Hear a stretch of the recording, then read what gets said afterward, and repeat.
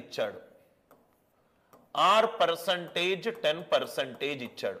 Examples చేస్తాను. CI for 2 years కావాలి, 2 సంవత్సరాలకు చక్రవడ్డీ కావాలి, 2 సంవత్సరాలకు చక్రవడ్డీ కావాలి, 2 సంవత్సరాలకు. నేనేమన్నాను సార్? గోల్డెన్ రేషియో ఏమన్నాను? 2:1 అన్నాను. ఫస్ట్ ఏం లేదు, పి తీసుకోండి, మళ్ళీ ఆర్ తీసుకోండి. పి ఇంటూ ఆర్ పర్సంటేజ్ ఎంత?